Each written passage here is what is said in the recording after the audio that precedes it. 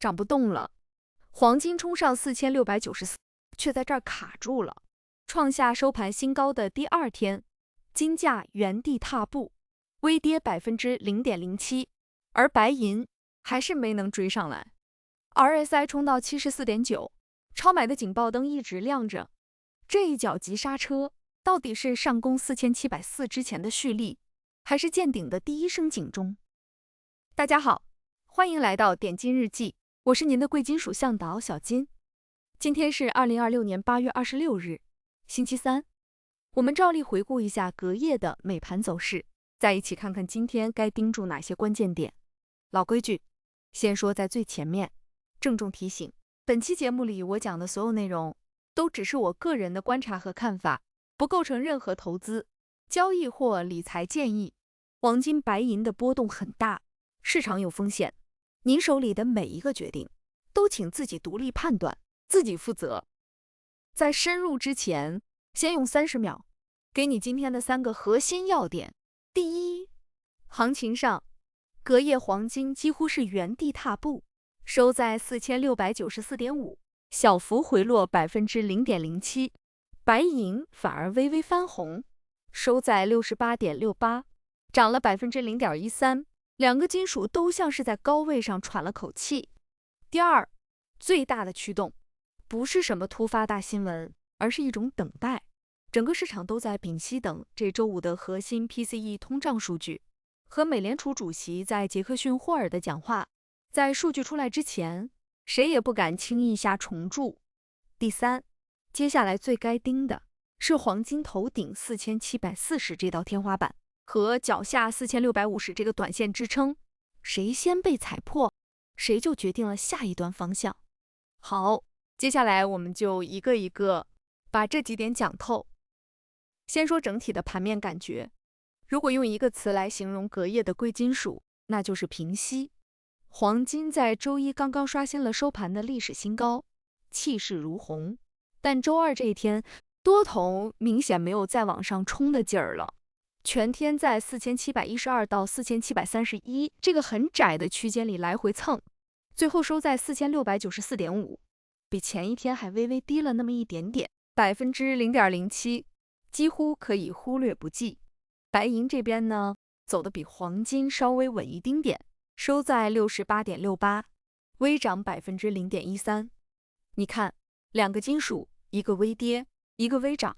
方向都谈不上，幅度更是小得可怜。这不是没人交易，恰恰相反，这是多空双方都在高位上互相试探，谁也不肯先动手的一种紧张平衡。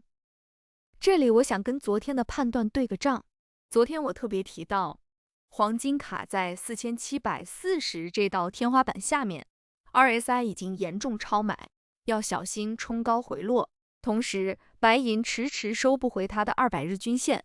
今天回过头看，这2点基本都兑现了。黄金果然没能突破4740，在高位歇了一脚，白银也依然趴在200日线下方，继续在黄金脚下打转。所以昨天那个越涨越要看白银脸色的板块轮动判断，到目前为止是站得住的。我不敢说自己每天都对，但这一次方向是对的。接下来把镜头拉近，仔细看看黄金。周二这一天，黄金的日内振幅其实非常小，最高4730.8，最低4712.1，满打满算也就10几美元的空间。这在动辄几十美元波动的黄金身上，算是相当安静的一天了。收盘4694.5，站在什么位置呢？它在50日均线4198的上方，足足高出接近500美元，也在200日均线4592的上方，高出100来美元。这说明什么？说明从中期到长期，黄金依然是一个非常强势的多头结构。均线是向上发散的，趋势没有任何被破坏的迹象。但强势归强势，我们也得实话实说，价格离50日均线已经拉开了将近500美元的距离，这在技术上叫乖离过大。你可以把均线想象成一条拴着风筝的线，价格是那只风筝，飞得越高，线绷得越紧，风筝早晚有被拽回来喘口气的需求。所以隔夜这种高位横盘涨不动的状态其实是很健康的，它没有继续往上透支，而是在原地消化前期的涨幅，让均线慢慢跟上来。多头的读法是，这是上攻前的中继整理，蓄力再冲；空头的读法是，这是动能衰竭，冲不动了。哪个对？关键就看4740这道坎能不能带量突破，守住4650，再拿下4740，多头继续。反过来跌破4650，那就要警惕这波高位整理变成头部了。那这一天究竟是谁在主导？从盘面细节看，其实是买卖双方谁都没占到绝对上风。每次金价往4730上方一探，上面就冒出获利了结的卖压，把它按了回来。可每次回落到4712附近，下方又有承接的买盘把它稳稳拖住。这种上有压，下有撑，来回拉锯的走法，说明多头虽然还握着主动权，没让价格出现像样的回吐，但也确实缺了继续往上突破的临门一脚。换句话说，隔夜的黄金不是没人要了，而是大家都在等一个新的理由，一个能打破僵局，让资金敢于重新加码的催化剂。而这个催化剂几乎100%会来自周五。再来看看白银，白银今天基本就是跟着黄金在走，没有走出自己独立的行情，收在 68.68， 微涨 0.13%， 金银比价大概在 68.3 附近，跟前一天几乎没变。最关键的一点还是老问题，白银依然被死死压在它的200日均线 71.6 下方，好几次想往上够都没够着。这说明市场现在追捧的主角还是黄金，白银这个高贝塔的小弟暂时只能亦步亦趋。在白银真正放量收回69，甚至站上 71.6 之前，我不会轻易说白银要接棒领涨，它现在更像是在给黄金打配合，而不是自己唱主角。好，说完了价格，我们得问一句，到底是什么让金价在高位停下了脚步？答案不在某一条突发新闻里，而在一种全市场的集体等待。隔夜真正主导盘面的是对本周五那份核心 PCE 通胀数据的观望。PCE 是美联储最看重的通胀标尺，比 CPI 还要被它盯得紧。这个数字周五才出，在那之前，无论多头还是空头都不太敢压上重注，于是价格自然就陷入了这种窄幅的僵持。那这个逻辑链条是怎么一步步传导到金价上的呢？我给你捋一遍。核心逻辑是这样，黄金本身不生息，你拿着它，它不像存款那样给你利息，所以真正决定黄金吸引力的是实际利率，也就是名义利率减掉通胀。如果周五的 PCE 数据够软，说明通胀在降温，市场就会更相信美联储9月要降息，名义利率往下走，实际利率跟着走低，那么持有黄金的机会成本就变小了，金价就有底气继续往上冲。反过来，如果 PCE 意外走高，通胀这只灰犀牛又冒头，降息预期就会降温，实际利率的下行空间被压缩，那前期涨太多的黄金就很容易借机回吐一部分涨幅。除了通胀预期，隔夜还有2股力量在拖着金价，一个是美元，这阵子偏软，美元和黄金通常是跷跷板的两头，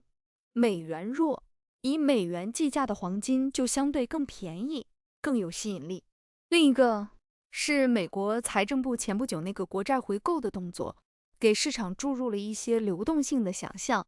也间接支撑了金价的人气。至于美债收益率，10年期最近在 4.7 上下这个位置徘徊，没有大幅往上顶，这本身对黄金就是一种默许，收益率不涨，黄金的压力就不大。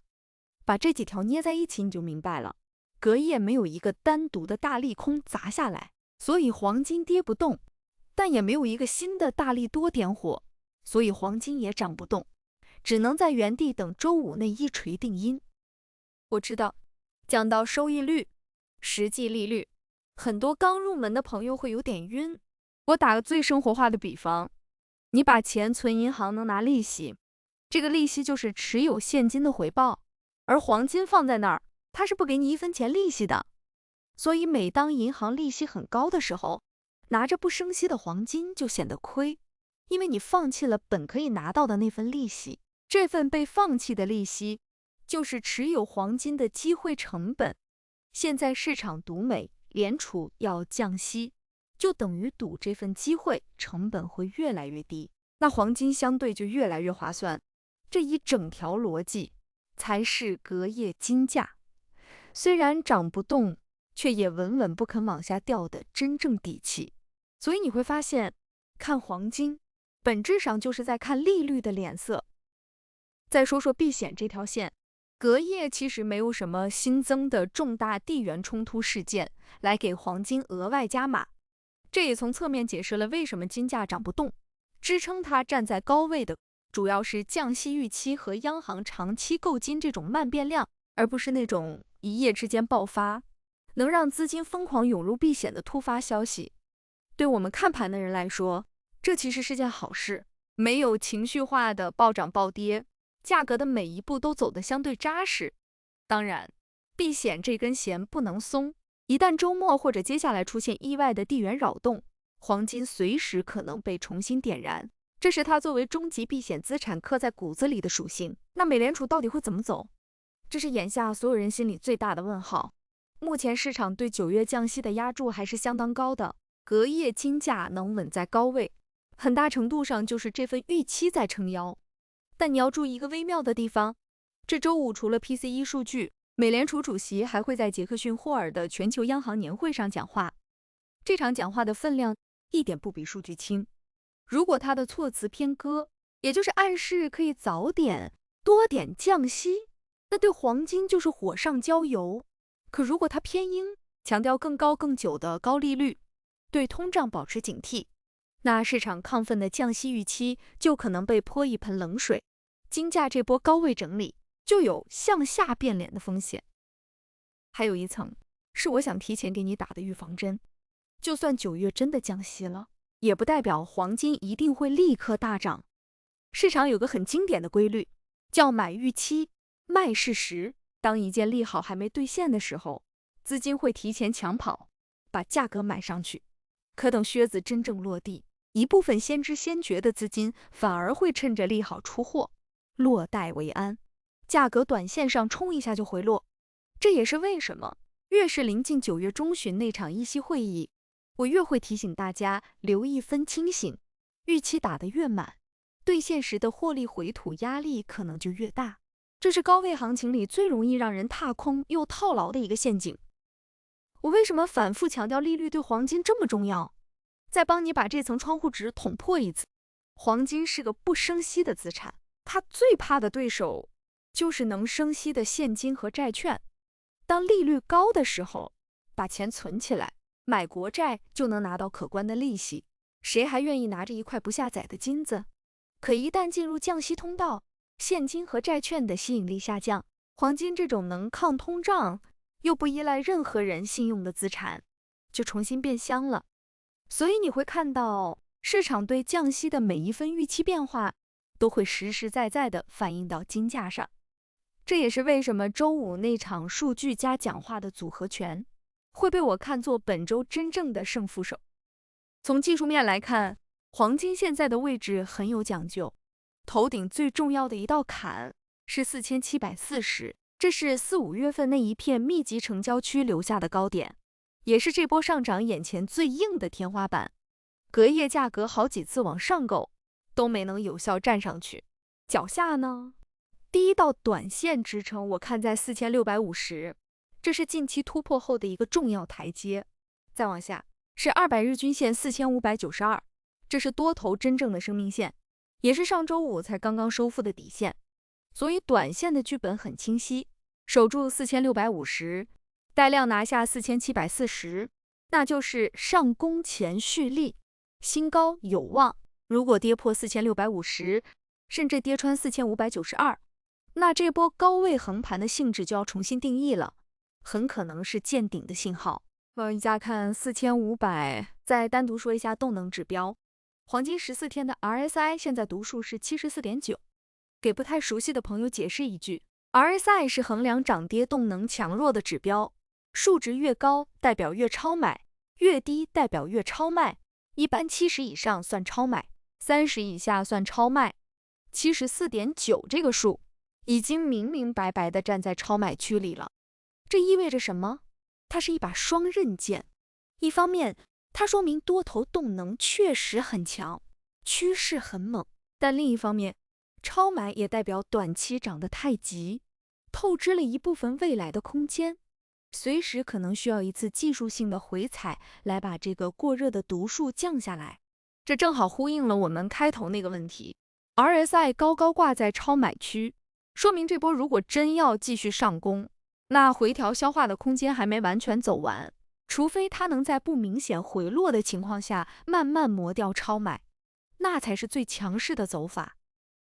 白银的技术面就简单多了，它的14天 RSI 是 64.9， 处在中性偏强的区域，还没有进入超买。你发现没有？白银的 RSI 比黄金整整低了10个点，这本身就说明被资金疯狂追捧，透支的比较厉害的是黄金，而不是白银。白银的关键位很好记，下方支撑看67，上方最硬的阻力就是那条一直没收回的200日均线 71.51 线。什么时候白银能放量站上 71.5， 什么时候才谈得上它要真正解绑。在那之前，它的技术面就是一句话，跟随但偏弱。说到这儿，必须给大家提个醒，把风险2个字重重地写在这里。黄金现在是站在历史高位，